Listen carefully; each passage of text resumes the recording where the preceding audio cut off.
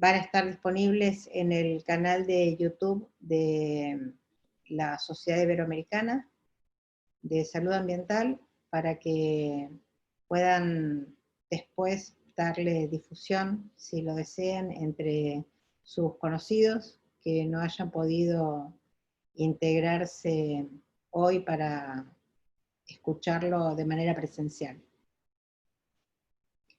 Bueno, si les parece, entonces ya son las 14:10, aquí en Argentina. El horario pactado eran las 2 p.m. acá, son las 12:10 en México, en Perú, en Colombia, en Panamá. Y yo voy a darle la palabra entonces al doctor Fernando Díaz Barriga. Él es uno de los vicepresidentes de la Sociedad Iberoamericana de Salud Ambiental para México. Muchos de ustedes lo conocen, es un gran amigo de la salud ambiental iberoamericana, y de muchos de nosotros. Compartimos muchos de sus conocimientos desde hace casi 20 años.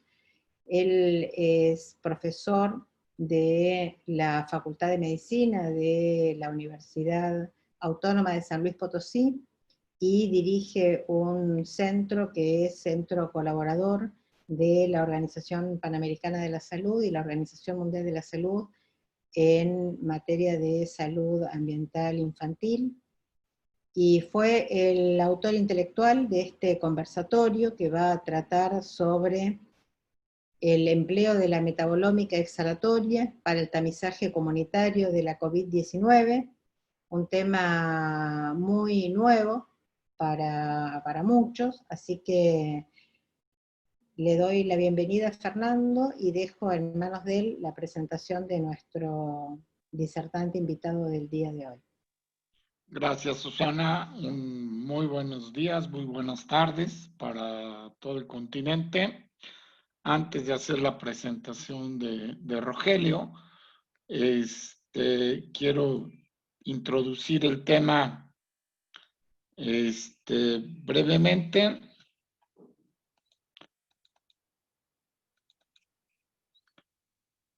Y espero que estén viendo mi pantalla. ¿Sí le están viendo? No.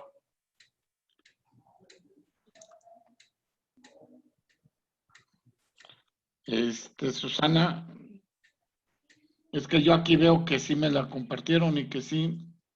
Estoy tratando de ver cómo hago para dejar de compartir la mía, que no puedo. Ah. ¿Ya está? ¿Ya ven la mía? Sí, sí, perfecto. ¿Ya? Sí, sí. Ah, ok. Bueno, en esta primera imagen, ustedes pueden ver claramente el número de muertes por 100,000 habitantes en lo que va de esta pandemia de COVID-19. Lo que puede apreciarse aquí claramente es que dentro de los 10 países más afectados por esta enfermedad, 6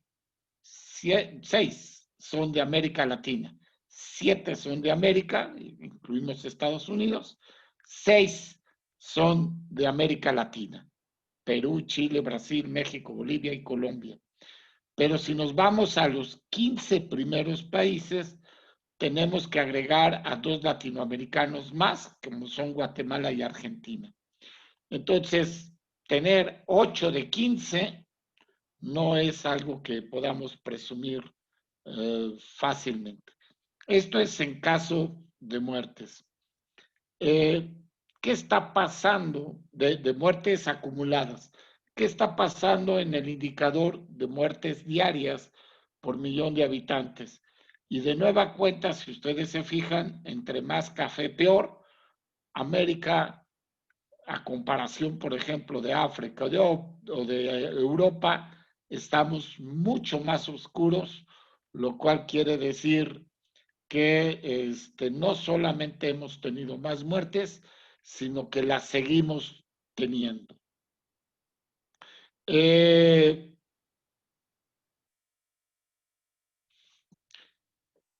pasa con los nuevos casos? Los nuevos casos, de nueva cuenta, América Latina está mal.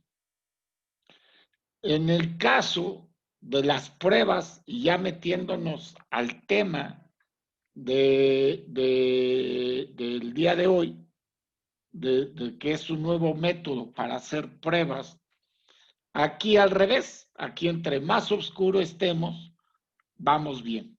Entonces, fíjense, por ejemplo, los países de Oceanía, fíjense en España, en Francia, en fin, en la Unión Soviética, cómo hay naciones en que han hecho más de 100 pruebas por 1,000 habitantes.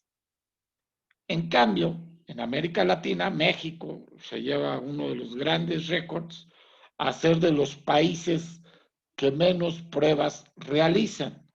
Y si no hacemos pruebas, entonces tenemos una gran incapacidad de seguir a las personas que han estado expuestas al virus.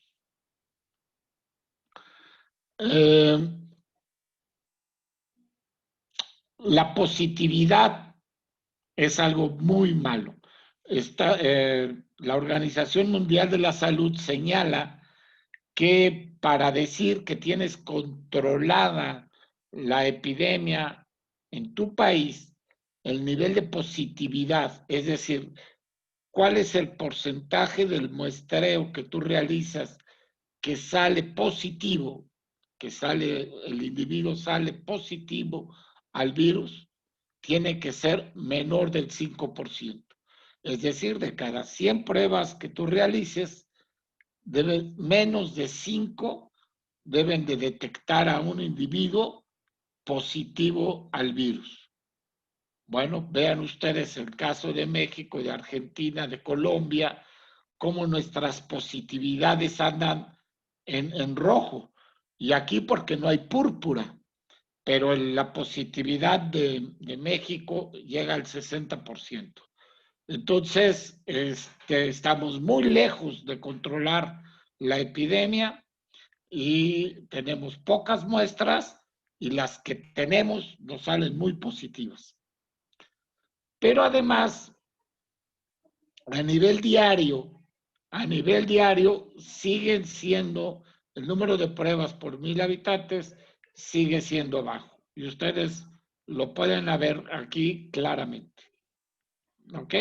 Nada más comparen a Australia con México. México realiza menos de 20 veces la cantidad de pruebas necesarias para hacer el análisis.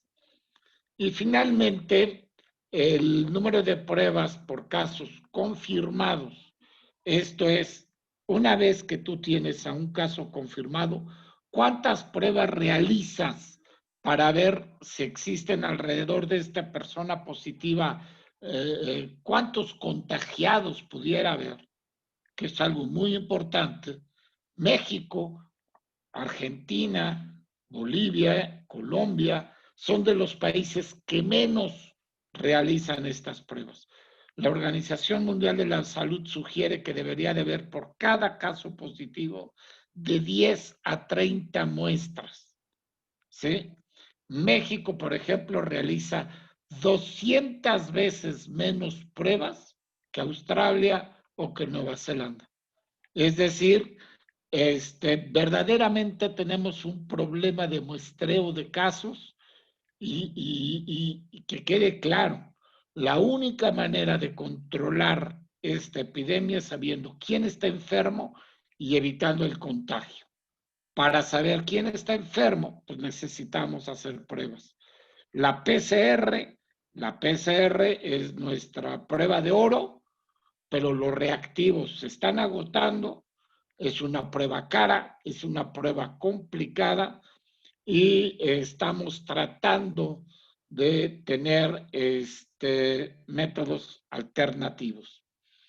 En esta búsqueda de métodos alternativos para poder hacer muestreos masivos en poblaciones para detectar casos y sobre todo para detectar asintomáticos, en esta búsqueda hemos llegado a la metabolómica, que es el tema central del día de hoy. Es el tema que nos ha convocado la CIPSA para hablar, y es un gusto presentar al doctor Rogelio Flores. Rogelio Flores fue mi estudiante de doctorado, después afortunadamente cortó el cordón umbilical y generó sus propias líneas de investigación. Rogelio es nuestro coordinador de laboratorios analíticos en el centro donde trabajamos, especialista en compuestos orgánicos, y de ahí se fue a la metabolómica. Rogelio les va a explicar lo que es la metabolómica, les va a explicar sus líneas de investigación, pero déjenme decirle que es un chico, está joven, y que ha dado unos beneficios increíbles a nuestro grupo, y yo creo que los datos que ustedes van a ver, espero que se admiren como yo me admiro cada vez que me muestra sus resultados, y creo que están haciendo una era muy novedosa de la química analítica, muy ligada a la materia de prevención de salud y muy pertinente a lo que está pasando en este momento en el mundo. Entonces, es un placer presentarles a ustedes al doctor Rogelio Flores, un gran chico, ténganle toda la confianza del mundo, explica bien, pero contesta mejor. Entonces, háganle preguntas y aprovechen. Un placer a CIPSA, muchas gracias Susana por darnos esta oportunidad, y los dejo con Rogelio. Muchas gracias, doctor Fernando. Voy a compartir mi pantalla. Por favor, espero que la vean. Nada más confírmenme. ¿Sí ven la pantalla? Sí, yo sí la veo. Perfecto. Sí, sí, perfecto. Excelente. Bueno, muchísimas gracias a todos ustedes. Primero que nada, deseo que se encuentren muy bien, los que están conectados, y los que nos van a seguir por YouTube, igual les mando un fuerte abrazo virtual y deseándoles lo mejor ante estos tiempos. Muchísimas gracias por la presentación, doctor Fernando. Muchas gracias, doctora Susana, también por la invitación.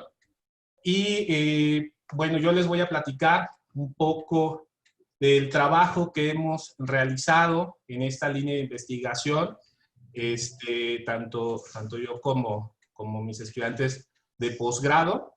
Y al tema de la plática, al nombre del tema de la plática, lo decidimos denominar América Latina, empleo de la metabolómica exhalatoria para el tamizaje comunitario de la COVID-19.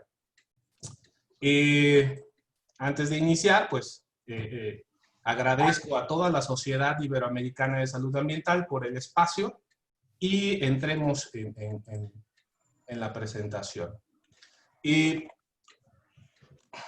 Una de las primeras preguntas que siempre se realizan cuando presentamos este tipo de temas ante cualquier foro, pues primero, ¿qué es la metabolómica, no? Y para contestar esto, me gustaría primero que conocieran qué son las ciencias ómicas. Las ciencias ómicas persiguen un objetivo, el cual es identificar, caracterizar, cuantificar todas las moléculas biológicas del organismo, darles una función, explicar qué función tienen, qué dinámica celular tienen, qué efecto pueden tener en el tejido y en todo el organismo. Se dividen estas ciencias ómicas en la genómica, que es aquella ciencia que estudia la estructura, la función, la evolución, el mapeo de todo el genoma. Está la transcriptómica, que es el conjunto de las moléculas de RNA mensajero en una célula, en un tejido, en un organismo. Está la proteómica. Voy a ver si puedo tener un apuntador. Okay. Nada más. ¿Sí se ve el apuntador? Sí, se ve tu mouse. Se ve bien. Perfecto, perdón. Está entonces la proteómica, como su nombre lo indica, pues es aquella rama de las ciencias ómicas que va a estudiar a las proteínas y su relación con la parte bioquímica, sus roles, las modificaciones. Y por último, se encuentra la metabolómica. La metabolómica no es más que aquella ciencia que va a estudiar los procesos químicos que van a involucrar los metabolitos. Entonces, ¿por qué surgen las ciencias ómicas? Esto tiene pues, prácticamente 50, 60 años, ¿no? Desde que se descubrió la cadena de doble hélice del DNA. Desde ahí empezaron esos pininos de estudiar las ciencias ómicas, y consiste en precisamente tener toda esa estructura, todas esas ramas que les acabo de mencionar, para que en integración puedan explicar un modelo, ¿no? Este modelo, a su vez, podemos nosotros aplicarlo a toda la parte clínica para poder precisamente implementarlo en el terreno clínico, aumentar la gama de biomarcadores que disponibles para poder explicar algún proceso, sobre todo fisiopatológico, para poder diseñar las drogas, inclusive cuáles son aquellos blancos terapéuticos, y en investigación, pues bueno, vamos a poder generar hipótesis que nos van a permitir, por ejemplo, estudiar aquellas enfermedades que actualmente nos aquejan. Entonces, vean ustedes cómo las ciencias ómicas, si tenemos un enfoque desde el punto de vista de enfermedades, pues nosotros podemos identificar si estamos ante un riesgo de padecer dicha enfermedad, ¿no? Si lo vemos desde este punto de vista de la identificación de enfermedades, a mí me gusta mucho mencionar lo siguiente. La genómica es aquello lo que puede pasar. Es decir, un gen va a estar en interacción con el ambiente y ese gen se puede activar para poder, pues obviamente, generar alguna enfermedad. Un ejemplo clásico es el BRCA1, el BRCA2, por ejemplo, con cáncer de mama, en donde si tienes ese tipo de mutaciones en esos genes, pues tienes una probabilidad muy alta de padecer, ¿no? Está la transcriptómica, de igual manera, es lo que parece que está ocurriendo. Es decir, el DNA pues pasó a RNA y va a mandar una señal que probablemente se pueda llevar hacia una parte ejecutora. Esta parte ejecutora es la proteómica. Es decir, si nosotros tenemos una proteína dañada, pues seguramente está ocurriendo un proceso obviamente patológico. Después de este sistema, de este nivel, sigue la metabolómica. La metabolómica es todo aquello que ya te ocurre. Entonces, si nos enfocamos en este nivel, pues obviamente podemos nosotros identificar al fenotipo de una enfermedad, que es así como podemos definir. Ahora bien, como definición, pues sí, la metabolómica es una disciplina que se encarga de estudiar pequeñas moléculas orgánicas principalmente que van a aumentar o a disminuir, a aparecer inclusive, ante respuesta a las intervenciones o cambios en el ambiente. Ese ambiente obviamente son las células, tejidos o fluidos. Existen dos clases de metabolómica. Está la metabolómica dirigida, que es la que conocemos, comúnmente nosotros buscamos un metabolito en específico y podemos nosotros mencionar si puede estar alterado o no ese proceso bioquímico, ¿no? Por ejemplo, el ejemplo clásico es la glucosa. Si nosotros tenemos niveles altos de glucosa, pues obviamente podemos estar casi seguros que tenemos diabetes mellitus, ¿no? Y está la otra rama de la metabolómica, que es la metabolómica no dirigida. Esta metabolómica no dirigida se encarga de estudiar prácticamente todos el perfil de metabolitos que se encuentren presentes en una muestra determinada. Aquí no estamos buscando algo en específico. Estamos buscando aquellos que pudieran ser indicativos de que ese cambio, ya sea aumentado o disminuido, pues podamos identificarlos como unos potenciales biomarcadores. ¿Qué se necesita para poder hacer esto?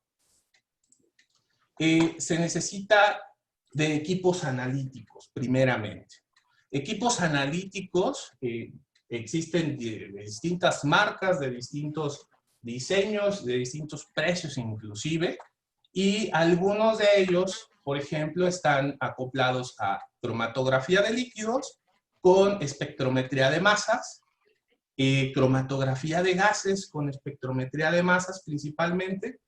Hay algunos, como por ejemplo, cromatografía de gases acoplada a nariz electrónica, está también la resonancia magnética nuclear, y esos equipos particularmente nos están hablando de identificación de metabolitos. Están otros equipos analíticos, como por ejemplo, narices electrónicas.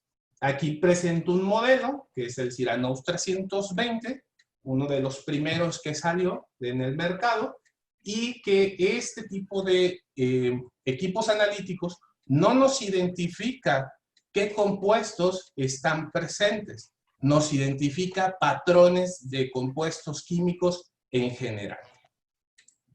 Ahora, no solamente basta con tener el equipo analítico, también debemos de tener un equipo bioestadístico que sea de primer nivel. Estos equipos bioestadísticos deben de tener un conocimiento muy importante,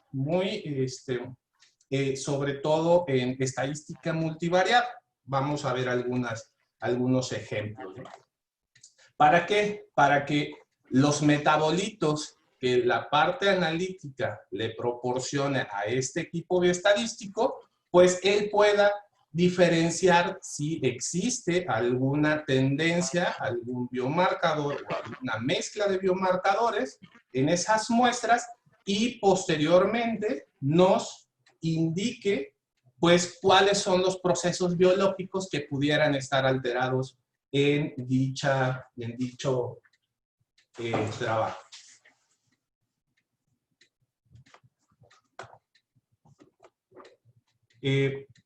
¿Ok? Creo que estoy compartiendo mal. Yo estoy viendo, a ver, nada más. Sí estoy compartiendo mal. Denme un segundo. Ahí está perfecto. Ah, ya. Ok. Creo que, a ver, ok. Entonces, es esta diapositiva, creo que sí estaba compartiendo mal. Pero bueno, vamos a seguir. Ahora, ¿en qué tipo de muestras son las que pueden analizarse estos pequeños metabolitos? Pues bueno, prácticamente en cualquier fluido biológico. Los líquidos más comunes, los fluidos más comunes se encuentra la orina, el plasma, el suero, pero también están aquellos como el lavado broncoalveolar, la saliva, el aliento exhalado, inclusive hasta cultivos celulares. Y en este tipo de muestras, pues obviamente detectamos esos metabolitos, ¿no? La metabolómica, pues ha crecido prácticamente a pasos agigantados desde el año 2000. Esta es una breve revisión que se hizo en la en la base de datos de PubMed, llegando hasta casi 43,000 artículos científicos que se han generado del 2000 al 2020. Y estos artículos principalmente se basan en la identificación de biomarcadores de enfermedades, fundamentalmente de enfermedades no transmisibles, como cáncer, enfermedades pulmonares como la EPOC, diabetes, cardiovasculares, enfermedad renal crónica, y también existen estudios de enfermedades infecciosas, principalmente en bacterias y en virus, ¿no? Ahora sí, ¿qué hacemos nosotros? Nosotros tenemos distintas líneas de investigación, estamos corriendo protocolos en varios lugares estratégicos, como la Fundación de Cáncer de Mama, el Instituto Nacional de Enfermedades Respiratorias, el Hospital Central aquí en la ciudad de San Luis Potosí, y en fin, en varios lados, recolectando muestras de pacientes con distintas patologías y trabajando todos estos padecimientos. A mí me gustaría, dado obviamente al match que vamos a hacer ahorita con la enfermedad de la COVID, presentarles el trabajo de la enfermedad pulmonar obstructiva crónica. Para aquellos que no sepan qué es, bueno, la enfermedad pulmonar obstructiva crónica es aquel padecimiento en donde se van desgastando los alvéolos del pulmón. Tiene dos vertientes, que es el enfisema pulmonar, en donde pues se va destruyendo prácticamente el tejido pulmonar hasta que la persona pues obviamente no puede respirar, ¿no? ¿A qué se debe? Pues a múltiples cosas, principalmente al humo de cigarro, a la quema de biomasa, a la contaminación atmosférica, entre muchos otros. Entonces, cuando llegan estos agentes externos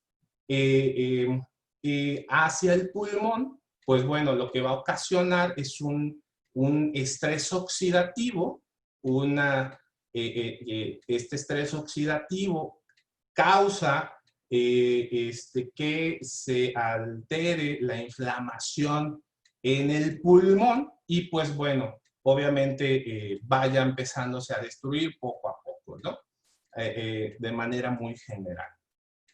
Hablando de México, pues bueno, México cada año mueren alrededor de 29,000 personas y en el mundo, la Organización Mundial de la Salud, pues casi llega a los 3.2 millones de muertes. El problema que tiene esta enfermedad es que como es una enfermedad que es progresiva, pero que tarda mucho tiempo en poder generarse, pues es el subdiagnóstico. En un estudio, señala que el 70% de las personas que padecen EPOC, pues no han sido diagnosticadas. Y el 40% de estas personas fallece 8 años después de que se ha diagnosticado. Eso es algo muy importante, ¿no? Y esto cuesta, aparte a los sistemas de salud muchísimo y la calidad de vida de las personas, pues disminuye de manera muy importante, ¿no? Como los comenté, existen estos factores de riesgo, sin embargo, también podemos adicionar la exposición ocupacional, la contaminación atmosférica, que eso es el problema en muchas partes del mundo, y le siguen algunos factores de predisposición, sobre todo genéticos, en fin, entre muchas otras cosas. ¿Cómo se diagnostica el EPOC? El EPOC se diagnostica a personas que tengan más de 35 años y que obviamente padezcan estos factores de riesgo que acabo de mencionar. Y se hace a través de un equipo que se llama espirómetro. Se les realiza una prueba que se denomina espirometría.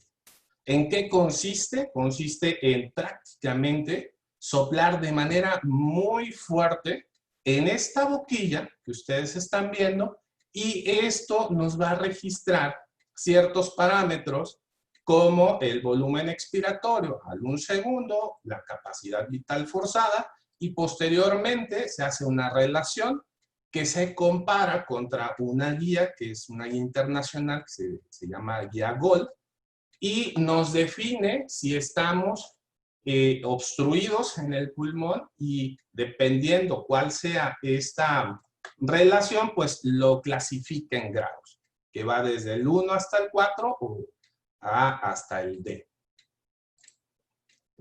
¿Cuál es el problema de la EPOC? El problema de la EPOC es que, de acuerdo a este estudio en el 2015, está completamente, el diagnóstico es muy insuficiente.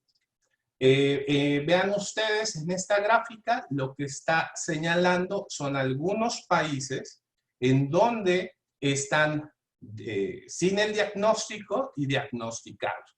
En cuanto al porcentaje, pues vemos que prácticamente muchas de estos países, de estas ciudades importantes en el mundo, pues se encuentran con, con un subdiagnóstico. Y dentro de las principales razones, pues bueno, la primera es que no sabemos hacer una espirometría. Necesitamos un entrenamiento, no cualquier persona puede hacerlo, ¿no? Aparte, no cualquier personal de salud puede realizar este examen, que es un poco complicado, entre otros tipos de razones. La GOLD, que es la que les comento, la que marca las pautas de la EPOC, pues dice que una detección oportuna y adecuada en la EPOC es esencial para el pronóstico de enfermedad. Es decir, si lo detectamos de sus inicios tempranos, el paciente pues va a tener mayores probabilidades de tener una mejor calidad de vida. Y obviamente le cuesta menos a un sistema de salud. Entonces, recordando un poco este esquema, vemos que en este caso la metabolómica puede ser un perfecto aliado para poder definir las etapas tempranas del EPOC. En este caso, nosotros, la matriz biológica por excelencia, para poder determinar estos patrones químicos metabolómicos, definitivamente tendría que ser el aire exhalado. ¿Qué es el aire exhalado? El aire exhalado consiste en más de 3,000 compuestos orgánicos de peso molecular bajo, que pueden ser volátiles o no volátiles. Y vean ustedes, bueno, existen de diferentes tipos, ¿no? Recordando un poco las clases de nuestra química orgánica de secundaria, pues están acetonas, están alcoholes, aldehídos, ácidos carboxílicos, hidrocarburos alifáticos, en fin, una gran gama de compuestos químicos que están presentes en nuestro aliento, ¿no? Y esto no es algo nuevo. Esto ya ha habido muchos estudios, principalmente pequeños, que han determinado cuáles son estos metabolitos, estos compuestos orgánicos volátiles que pueden diferenciar entre enfermedades pulmonares. Por ejemplo, está el estudio de Dragonelli en el 2009, en donde identificó pacientes con EPOC, pacientes con cáncer pulmonar de células no pequeñas, y los comparó contra sujetos sanos. Él observó que existe una discriminación de estos pacientes. Y así muchos otros estudios se encuentran en la literatura. Con respecto a lo que hemos realizado nosotros, bueno, empezamos con un estudio piloto, utilizando un cromatógrafo de gases ultra rápido acoplado a nariz electrónica. Y nosotros, pues quisimos comparar, primero, identificar los sujetos sanos y los sujetos con EPOC, para ver si existía alguna diferencia. Para eso, pues bueno, tuvimos criterios de inclusión que se encuentran presentes en la diapositiva. Lo hicimos en el Hospital Central de la ciudad de San Luis Potosí. ¿Y en qué consistió? Consistió en utilizar una bolsa que se llama una bolsa Tedlar, que es específicamente para almacenar compuestos orgánicos volátiles. y que al paciente en este caso, o al control, pues se le diera una serie de recomendaciones en donde tuviera un ayuno mínimo de 8 horas, sin aseo bucal, no fumar antes del estudio y no tomar los medicamentos si fuera posible, ¿no? Se hizo un enjuague con agua, prácticamente, la desechó y sopló lo más que pudo en el globo, ¿no? Posteriormente, esta bolsa se tomaron 40 mililitros del aliento exhalado y se analizó con esta metodología. Este es un equipo nariz electrónica acoplado al cromatógrafo de gases ultra rápido y prácticamente en 90 segundos, pues 90 segundos de análisis, pues tuvimos ya los resultados. Como les comento, son 3,000 compuestos, cuando mínimo. Entonces aquí lo que se hace es tratar de reducir todas esas variables hacia componentes que nos describan esa variabilidad que pudiera existir entre los compuestos orgánicos de sujetos sanos con los de EPOC. Para ello utilizamos estas estrategias multivariadas, como el análisis de componentes principales y el análisis canónico de coordenadas principales. Obtuvimos esta N, es un estudio piloto, como les comentaba, y aquí es un ejemplo de los cromatogramas característicos de un paciente con EPOC y los cromatogramas característicos de sujetos sanos.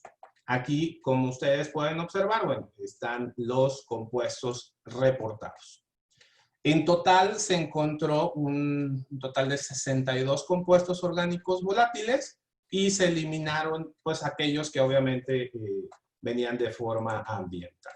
Al realizar el análisis de componentes, pues bueno, encontramos una diferencia importante, significativa, explicando hasta el 55,28% la variabilidad de los datos. Y vean ustedes cómo se separan precisamente estos compuestos orgánicos de los sujetos sanos con los sujetos con EPOC, ¿no? Otros estudios, tal y como les comento, pero con otras metodologías, encontraron prácticamente lo mismo.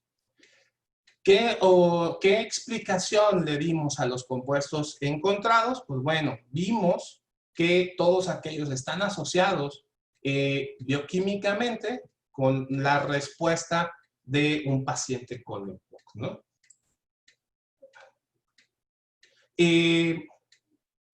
En donde el aumento de estos compuestos, principalmente de tipo acetonas, de tipo cetónico, vemos que se encuentran aumentados en los pacientes con EPOC, lo que nos indica un estado de hipoxia. Obviamente, paciente con EPOC, pues vamos a tener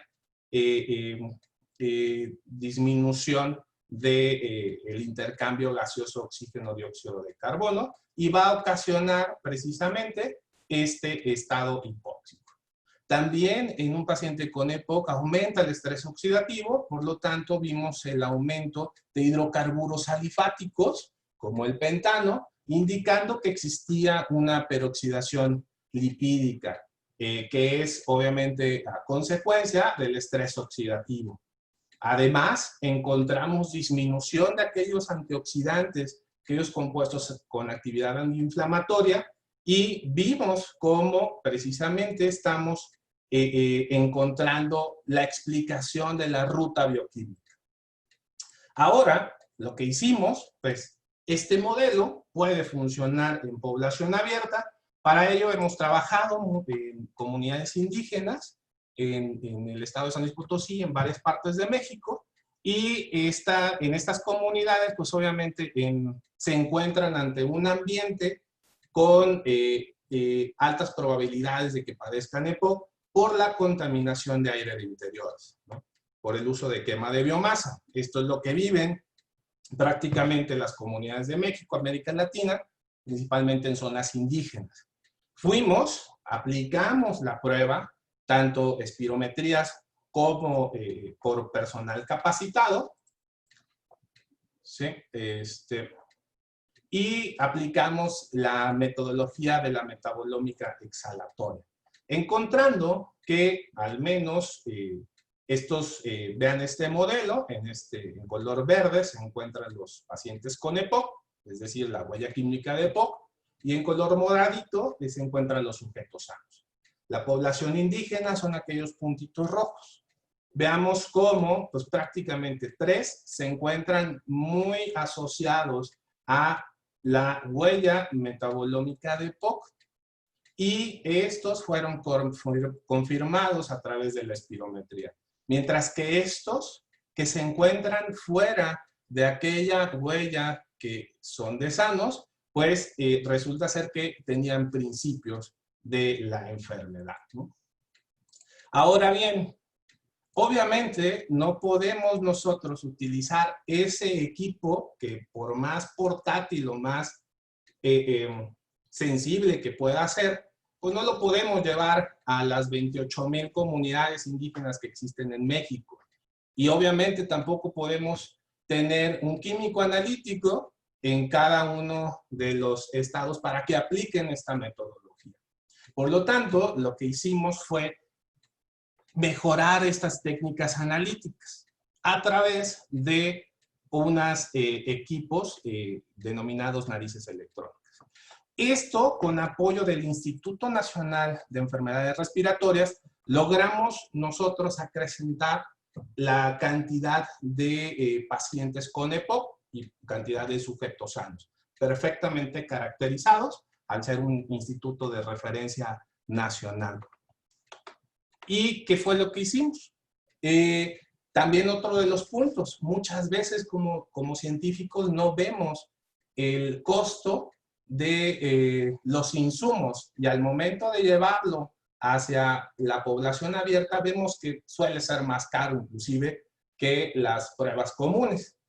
Lo que decidimos fue entonces implementar otra serie de bolsas en lugar de las Tedlar, unas bolsas metalizadas que mientras la Tedlar te cuesta 350 pesos mexicanos, pues las bolsas metalizadas te pueden costar 10 pesos mexicanos, ¿no? Y se hizo el mismo procedimiento, como lo había explicado anteriormente, y en este caso la metodología analítica cambió. Ahora a mí ya no me interesa conocer para el punto de vista de identificación los compuestos químicos, me interesa conocer si existe un patrón general de los sujetos con EPOC con respecto a los sanos. Y utilizamos esta nariz electrónica que se llama Cyranous 320. ¿En qué consiste? Consiste en una serie de sensores, tiene 32 nanosensores de distinta naturaleza química. Lo que hacen estos sensores es absorber de manera por el grupo funcional al compuesto y registra un cambio en la resistencia, generando este patrón. Cada sensor es único y cada sensor va a reaccionar de forma distinta. Y este es el proceso. Se incuba 5 minutos la muestra en una estufita común y corriente bacteriológica, vaya, y yo siempre lo comparo contra un teléfono de estos antiguitos grandotes. Ese es el tamaño de la nariz electrónica. Esto nos está hablando de la portabilidad del sistema. Consiste en hacerle pasar este flujo y se hace una lectura de 90 segundos. Posteriormente hay una purga del sistema como tal y la ventaja que tiene este equipo pues es que tiene un sistema multivariado, un análisis, un software ya integrado. ¿Cuáles son? Son estos. ¿Y qué fue lo que obtuvimos? Hasta el momento, bueno, todavía seguimos alimentando el modelo, pero es el modelo metabolómico de aire exhalado más grande del mundo. Como es un centro de referencia, lo que nosotros hicimos fue, pues, categorizar entre aquellos pacientes que tengan EPOC por tabaquismo, EPOC por leña y los sujetos sanos, obteniendo un total de 294 participantes. Ahorita llevamos alrededor de 500. Y esto fue lo que obtuvimos. Estos modelos ya publicados, ahí en la liga pueden ver la imagen del artículo. Veamos cómo, mientras más separado esté estas secciones, es mucho mejor. ¿Por qué? Porque nos está hablando de que son diferentes. Y vean ustedes cómo el modelo de análisis de componentes principales, pues nos explica hasta un 93%, casi 94% de la variabilidad. Con 21 sensores, vemos que podemos clasificar o predecir, perdón, hasta un casi 98% el modelo, y vemos hasta casi un 100%, más bien un 100% de correcta clasificación. Con respecto a la curva ROC, que es lo que nos hace la sensibilidad entre las pruebas de oro, en este caso espirometría, con la prueba propuesta, pues obtenemos valores de sensibilidad del 100%, de especificidades van desde el 98%, verdaderos positivos, el 100%, y negativos 96.5%, ¿no? Con una precisión del 98%, lo que nos está demostrando que esta técnica es parecida a, prácticamente igual a una prueba de oro, ¿no? Lo que también, dado al modelo, pues bueno, empezamos a trabajar cuáles eran las posibles explicaciones para ver si teníamos nosotros la posibilidad de identificar a aquellos de EPOC con tabaquismo contra sujetos sanos, y vemos que efectivamente, pues sí, son diferentes. EPOC con leña son completamente diferentes, pero EPOC de tabaquismo contra EPOC de leña nosotros no podemos identificar. Esto nos habla de algo que estamos defendiendo mucho y que es lo que se defiende mucho en metabolómica, que los compuestos orgánicos volátiles o los metabolitos en general están asociados a la enfermedad, no a la causalidad y no al ambiente, que eso es algo importante que quiero dejar en claro, ¿no? Otro punto importante es que nosotros no logramos identificar o separar más bien entre EPOC leve, en estado 1-2, contra EPOC moderado severo. En este caso, lo que estamos, si bien no podemos separar entre los estadios, no estadificamos, sí podemos identificar desde la etapa temprana. Y de hecho, ya es algo que se está realizando. Otro punto importante que también quiero dejar en claro es que las huellas químicas de las enfermedades son particulares. En este modelo, lo que ustedes están viendo es el modelo de EPOC, que en este azulito, en un modelo con cáncer pulmonar de pacientes diagnosticados, un modelo de cáncer de mama, que es el azul más clarito, y sujetos sanos o sujetos control. Y observamos cómo efectivamente están separados, lo que nos indica que esas huellas químicas son específicas de la enfermedad y podemos distinguir entre enfermedades. Dentro de los múltiples programas, bueno, que tenemos, está el programa PRISMA, que es para la salud de la mujer, y también hemos logrado nosotros innovar en la detección temprana de cáncer de mama. Esto también lo pueden verificar en este artículo. Y lo más importante, pues, es que tenemos alcanzamos un 98.7% de sensibilidad, especificidad con respecto a las pruebas de oro, ¿no? Que en este caso sería los BI-RADS y la mastografía. Y solamente en 3 minutos. Eso es lo importante también. Ahora, el motivo de esta plática. Lo que nosotros creemos, hemos generado un concepto de prueba, proof concept del COVID-19, porque consideramos que pudiera ser utilizada estas técnicas para poder entender o poder tener una prueba de tamizaje. Hablando un poco, estas son las muestras aprobadas por FDA, por el CDC, Estados Unidos, en donde la común es el hisopado nasofaríngeo, orofaríngeo, todos estos, y recientemente se acaba de aprobar saliva, ¿no? Lo que ustedes están viendo en este sistema, en esta grafiquita, es la sensibilidad de la prueba para poder detectar al virus. En este caso, el SARS-CoV-2. Y veamos cómo desde la semana -1, antes de la aparición de síntomas, pues bueno, lo que mejor pudiera resultar sensible es la PCR.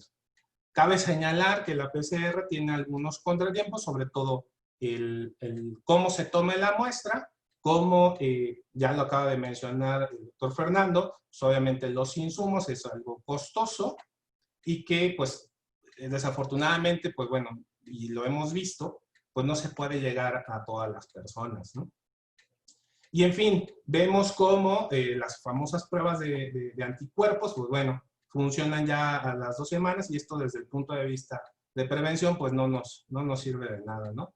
Porque pues obviamente ya hicieron el infectado. Entonces, vean ustedes cómo estas pruebas estamos, en cuanto a la sensibilidad, pues varía con respecto al tiempo, ¿no? Estas son algunas de las pruebas aprobadas por FDA, en donde pues, se identifica de la manera de PCR los biomarcadores.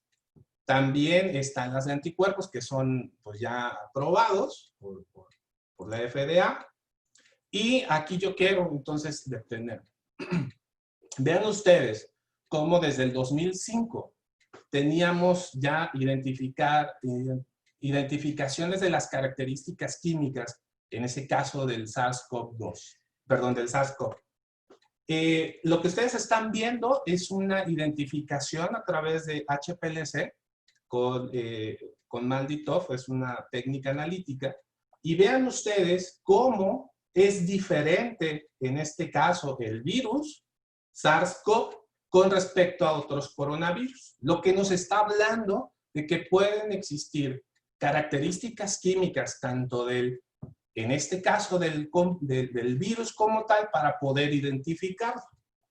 No solamente eso, ahora hablando de la COVID-19, del SARS-CoV-2, vemos que la interacción del ambiente, en este caso cuando interacciona con las células del organismo este virus, pues también genera una respuesta específica, respuesta metabolómica. En este estudio recientemente publicado, se han identificado hasta 93 proteínas en suero de pacientes que pueden ser diferentes entre graves y no graves, o severos y no severos. Y 204 metabolitos en estos pacientes y le dan una explicación, ¿no?, de cuáles son las rutas metabólicas obviamente alteradas y cuáles son estas proteínas que se encuentran alteradas. Fundamentalmente tienen que ver con inflamación. Y a mí lo que me interesa es esta parte, en donde al construir este modelo, pues vemos cómo si hay una separación entre pacientes con severidad, que son los rojos, con respecto a los pacientes no severos, ¿sí? Obviamente, con sanos, seguramente debe de existir una diferencia metabolómica. Y vean ustedes, la especificidad y sensibilidad llega hasta un 95-96% con respecto a la PCR. Esto nos está hablando de que este tipo de metodologías pueden servir para poder identificar tanto la infección como en etapas tempranas. En este caso, el concepto que nosotros traemos es precisamente el del esquema publicado por la Mote recientemente, y vemos cómo las interacciones que tiene este SARS-CoV-2, pues prácticamente se pueden dar desde un paso inicial, de manera muy temprana.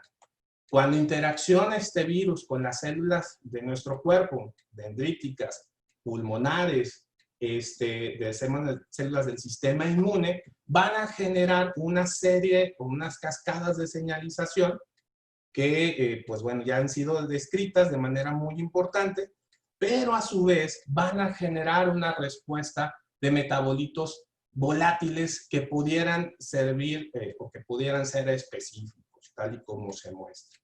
Estos metabolitos nos podrían servir para poder identificar de manera muy temprana precisamente esta infección. Esto, como les comento, no es nuevo. Se ha utilizado ya en otras clases de virus, desde influenza, hepatitis, rinovirus, el virus sincicial, etcétera, con todas estas metodologías y que pues obviamente nos hablan de que pueda funcionar esta metodología para poder hacer un tamizaje oportuno, ¿no? Y este es el concepto. Es soplar en un globo, es calentarlo, es llevar a analizar, obviamente por seguridad del analista en una campana de bioseguridad, para que evite el contacto. Este tipo de equipamientos son muy fáciles de manejar, vaya, y que podamos construir un algoritmo para que este algoritmo pues, nos pueda predecir si una persona se encuentra en contacto con el virus en este caso. ¿Por qué se encuentra en contacto? Pues bueno, porque va obviamente a responder de forma bioquímica. Esto es importante también mencionar.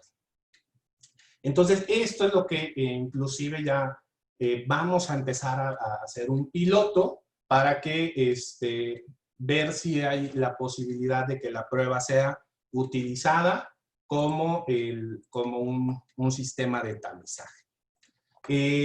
Eso sería todo de mi parte. Muchísimas gracias por su atención. Dejo abierto el micrófono para preguntas y comentarios. Muchísimas gracias.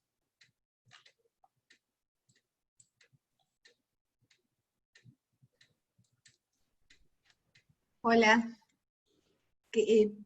Fernanda Montequia. Una consulta, muy interesante el trabajo, doctor. ¿Cómo hacen el control de confusores, como por ejemplo alcohol, algunos alimentos, consumo de tabaco, y sobre qué N han trabajado para determinar estos patrones iniciales? Sí, bueno, uno de los primeros controles obviamente es la parte de interacción con el paciente. En el caso de EPOC, en el caso de cáncer de mama, pues sí hemos trabajado de forma muy directa con el paciente y mencionándole mediante un cuestionario, obviamente, estas cuestiones. Si tiene el ayuno, si tiene bebidas embriagantes, o si ha fumado, o si ha ingerido algún medicamento. Lo que hemos observado, pues bueno, es que sí, efectivamente, sobre todo con algunos compuestos que son muy olorosos, por ejemplo, el alcohol, sí identificamos que el aliento, la muestra como tal, no cae en ninguno de los dos grupos. Por lo tanto, pues bueno, se tiene que repetir obviamente la prueba, ¿no? Y entonces, más o menos, bueno, esto lo pueden constar mejor mis estudiantes de posgrado, pero con EPOC llevamos alrededor de 500 personas y con cáncer de mama vamos por los 800, si no mal recuerdo, ¿no? Como les comento, es uno de los compuestos, es uno de los modelos metabolómicos más grandes del mundo, que eso es lo que nos han comentado y hasta que hemos revisado en la literatura. Como controles de calidad, sí lo tenemos. Hay ciertos controles de calidad, tanto del equipo como de la toma de muestra. El equipo, pues bueno, tiene una serie de requisitos previos para que pueda dar una lectura óptima, que es una revisión de las resistencias y que algunos estándares que nosotros hemos ya desarrollado, pues caigan dentro de un modelo previamente validado por nosotros. Aparte de eso, en cuestiones de los pacientes, nosotros al momento de integrarlos a los modelos, el modelo no miente. El modelo te dice, ¿eres sano o te pareces a la huella de un sujeto enfermo? Si no caen en esos modelos, la probabilidad se denomina inclusive como no definida. Por lo tanto, hay que volver a realizar, obviamente, el análisis en este caso, ¿no? Que es una prueba que nosotros hacemos de manera recurrente. Veamos. ¿Sí? Tengo una pregunta, Rogelio. Sí. ¿Qué necesita tener un laboratorio para poder hacer un metaboloma como los que ustedes hacen?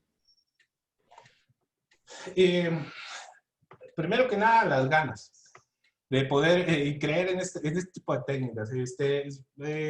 Lo comento no en forma de broma. Muchas veces precisamente no le tienen mucha confianza a las nuevas metodologías. Segundo, necesitas tú 3 personas. El químico analítico, el bioestadista y la persona que te va a tomar la muestra. Los equipos realmente no son equipos costosos.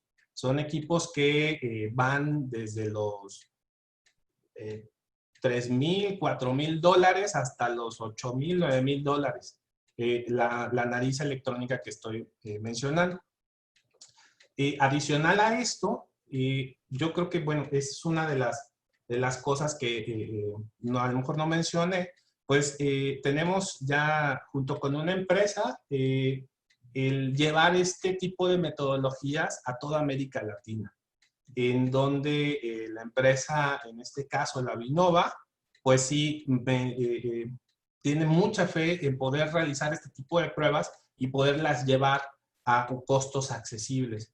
Entonces, de hecho, somos uno de los primeros laboratorios de análisis del aliento en México y que próximamente pues, vamos a expandir en el mercado para poder llegar con las pruebas, ¿no? Entonces, realmente, te digo, no es una inversión de manera importante. Se puede hacer, se puede capacitar. La verdad es que por ejemplo, el uso de las narices electrónicas, inclusive ya vamos a tener una patente en donde prácticamente tú tienes que aplanarle 2 veces a un botón para que tome la muestra, eso suba a la web, esa respuesta la manda hacia nuestro servidor y nosotros vía correo electrónico, vía WhatsApp o celular, te enviemos el resultado. Entonces, todo esto es lo que se está ya trabajando para poder empezar a llevarlo a muchas partes, ¿no? Bueno, muchas gracias. ¿Hay alguna otra pregunta?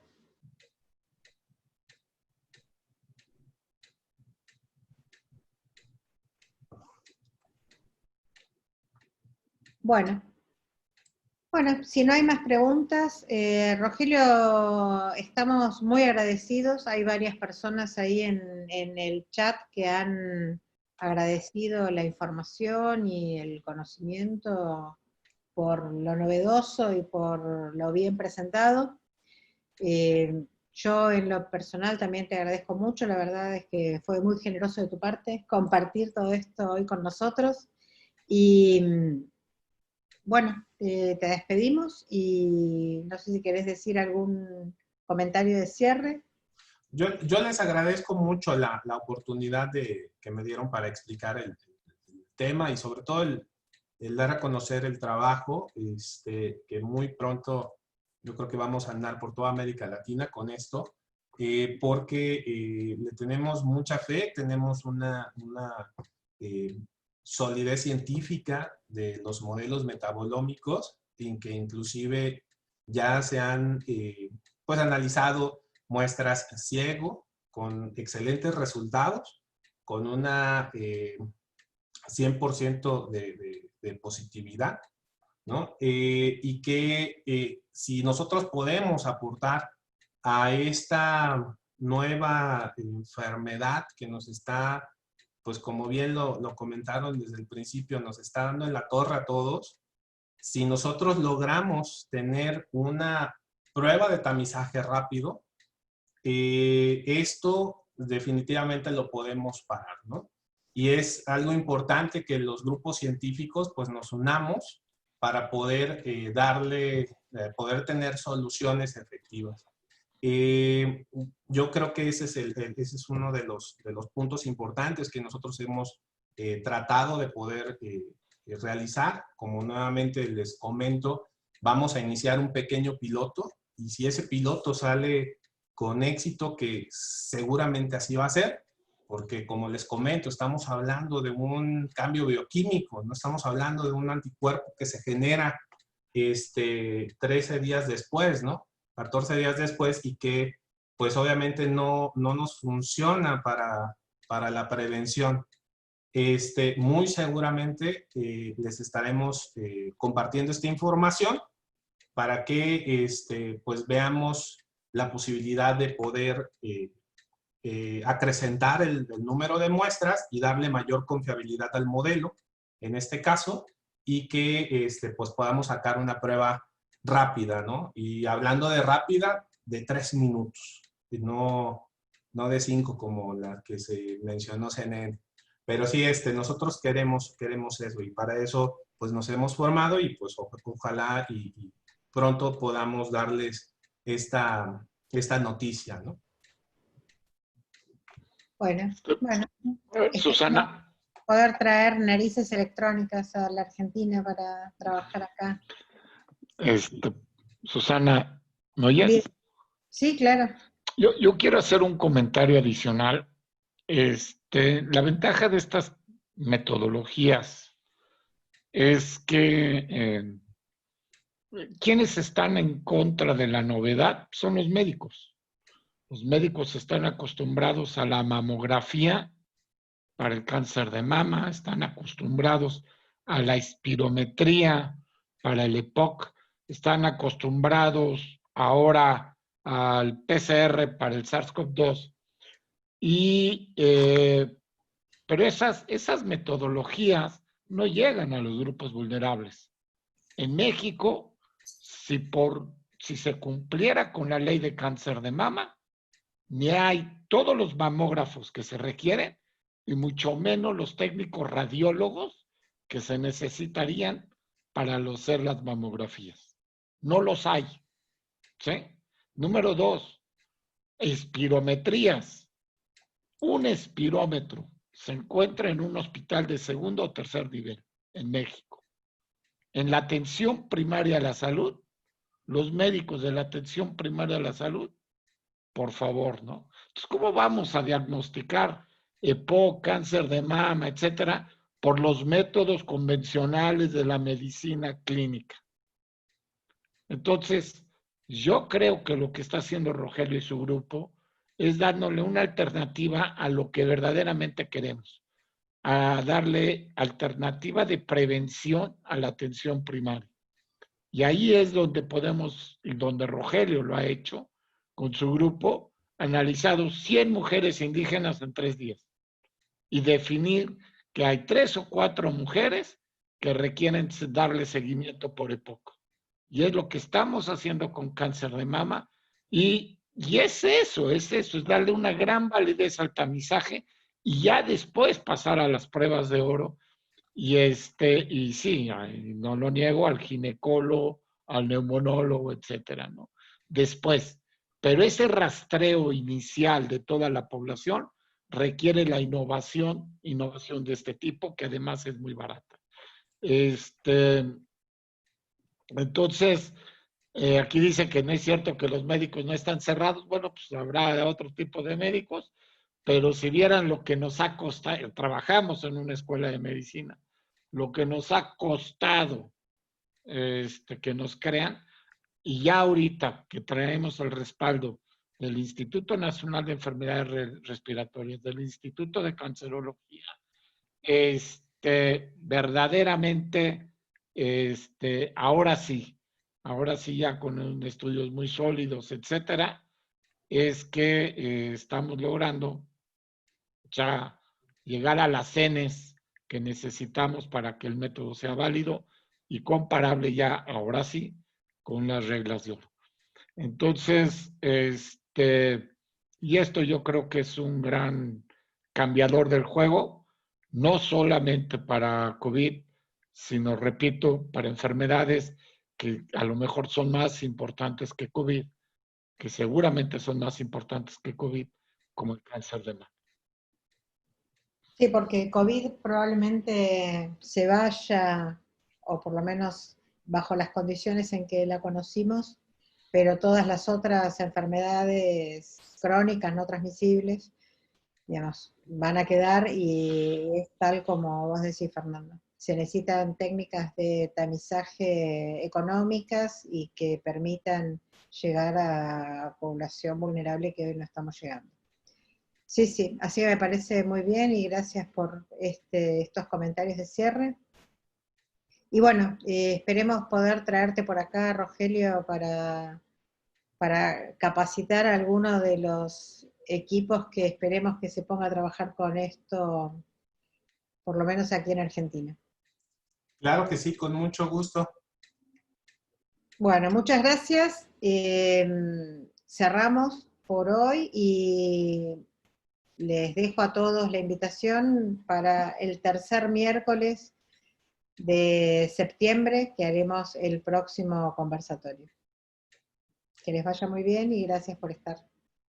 Gracias a todos, utilicen cubrebocas y si pueden, no salgan. Así es. Bueno, que estén muy bien y un saludo y un fuerte abrazo. Otro, gracias. Chao, chao.